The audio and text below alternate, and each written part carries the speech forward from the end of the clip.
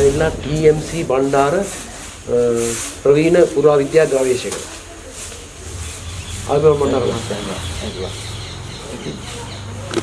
ඉතින් අපිට මේ ස්ථානයේ පිළිබඳ වැදගත්කම දැනගන්න තමයි අපි මෙතෙන්ට පැමිණියේ. ඉතින් ඔබතුමාගේ දැනීම සහ අත්දැකීම් අපිට මේ වෙලාවේ ගොඩක් ප්‍රයෝජනවත් වෙනවා. මේ අපි ඉන්නේ මණික්කඩවල පුරාණ රජමහා විහාරයේ.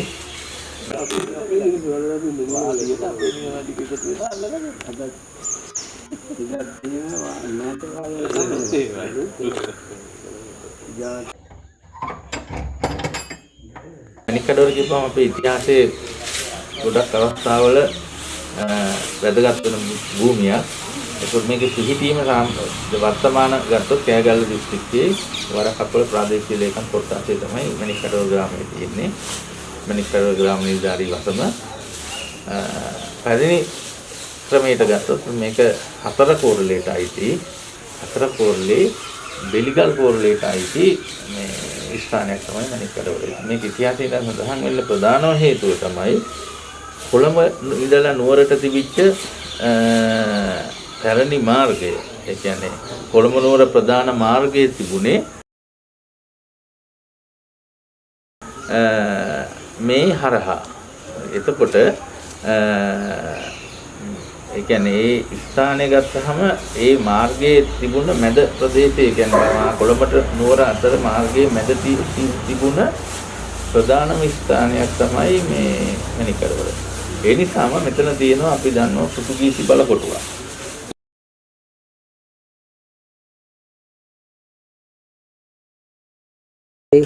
මේ බණ්ඩාර මහත්තයා එතකොට මේ ස්ථානයේ ඇවිල්ලා මේ ඉතිහාසය ගත්තම අපිට තිසර සංදේශයෙන් තොරතුරු හම්බ වෙනවා මේ ස්ථානයේ මේ පැරණි බෝධියක් තිබුණා බවට. ඒ කියන්නේ තිසර සංදේශයේ තියෙන්නේ ගමන් ගන්නේ තිසර දෙවිනුවර ඉඳලා නැත්නම් මාතර ප්‍රදේශයේ ඉඳලා දැඩිගමට. ඒකට ඒ ස්ථානයට එනකොට දොරවකට පස්සේ සඳහන් කරනවා ඇල්ලාකොළ දුමිදු කියලා. මේ සාමාන්‍ය තමයි ලොන්ඩි වැඩිහිටියක් කියලා නේද? ලොකු ජනගහන මේ වගේ තැන් වලට කේන්ද්‍ර වෙච්ච ජනාවාස මෙතන තියෙනවා. කුන්තට හන්දියයි එතන දැඩිගම එක්ක තියෙනවා. ඉතින් ඔය තැනින් තැන තියෙනවා. දොරවක තියලා තියෙන පත්තින් දේවල්. ඒ වල මේකේ තියෙනවා සංදේශේ. සංකල්ප තැනින් තැන තියෙනවා. ඒ අපේ ගම් සාම්ප්‍රදායික ගම්නේ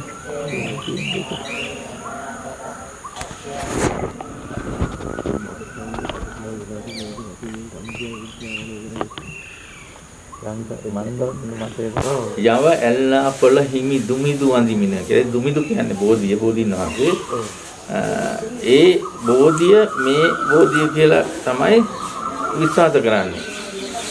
පස්සේ කාලෙදි කරපු ටැම්පිට විහාර භූමියක් මේ අපිට පිටුපසින් තියෙනවා. මේක ඉතාම වටිනා පුරාවිද්‍යා, ඒ කියන්නේ මේ භූමියේ තියෙන පුරාවිද්‍යාත්මක අතින් වටිනාම නිර්මාණය තමයි මේ ටැම්පිට කොට නැගිල්ල ගල් කණු උඩ ඉදි කරලා තියෙන විහාර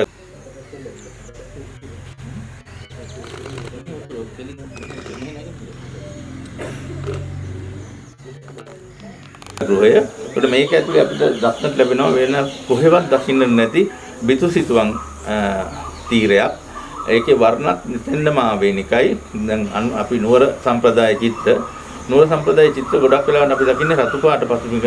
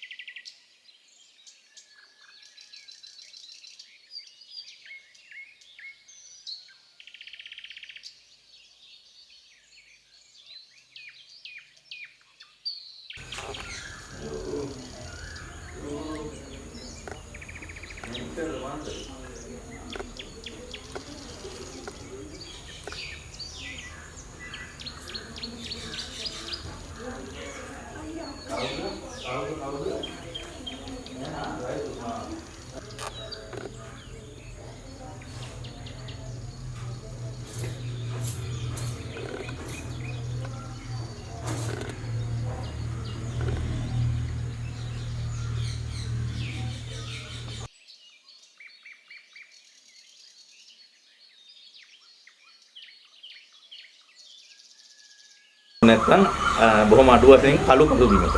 මෙතන තියෙන්නේ අපිට දුඹුරු පාට පසුබිමක ඉතාම සියුම් රේඛා වලින් විස්තර වෙන ඇඳලා තියෙන ඉතාම වටිනා සිතුවම් ටිකක් මෙතන ආරක්ෂා වෙලා තියෙනවා.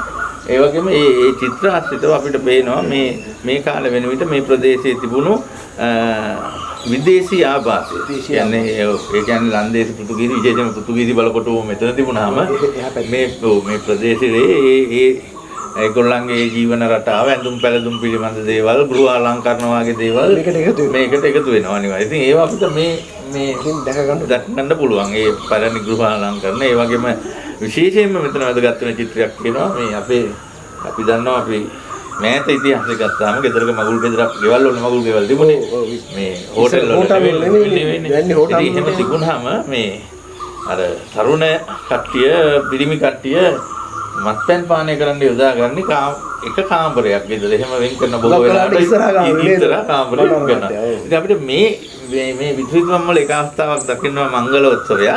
ඒ මංගලෝත්සවයේ මැදශාලේ මංගලෝත්සවයේ සිදු වෙනකොට පැත්තක කාමරේ මේ මත්පැන් පානය කරන දර්ශනයක් චිත්‍රයේ තියෙනවා. ඒක හරි වටිනවා. මොකද එතකොට අපිට පිට එන උපකරණ ඇවිල්ලා දැන් මොකද ගෑරුප්පුවක් තියෙනවා. බැදපු මාළු කූරියක් තියෙනවා.